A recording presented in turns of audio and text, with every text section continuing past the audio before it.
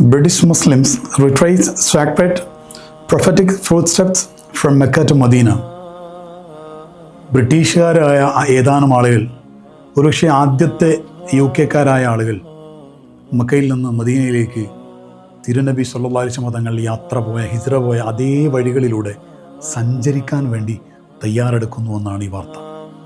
1450 വർഷങ്ങളിലേക്ക് അടുക്കുന്ന ഈ സമയത്തും ആ മഹത്തായ 1450 വർഷങ്ങൾക്ക് മുമ്പ് മക്കയിൽ നിന്ന് മദീനത്തേക്ക് ആ തിരുപ്രവാചകർ അബൂബക്കർ സിദ്ദീഖ് തങ്ങളെയും കൂട്ടിപ്പോയ യാത്ര, അതേ വഴികളിലൂടെ ആ പാദം പിന്തുടർന്ന് അവിടുന്ന് നടന്ന വഴികളിലൂടെ നടന്ന് അവിടുന്ന് വിശ്രമിച്ചിടത്ത് വിശ്രമിച്ച് അതേ യാത്ര ഒപ്പിയെടുക്കാൻ എത്രയോ ആളുകളാണ് ഓരോ ദിവസവും മക്കയിലേക്ക് മദീനയിലേക്ക് കടന്നു വരുന്നത്.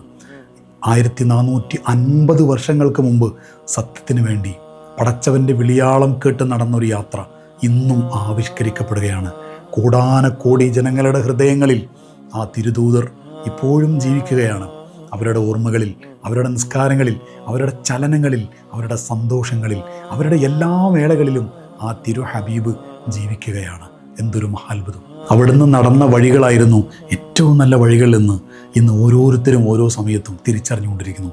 നമുക്കും ആ വഴി പിന്തുടർന്ന് ഹബീബിലേക്ക് അടക്കാം.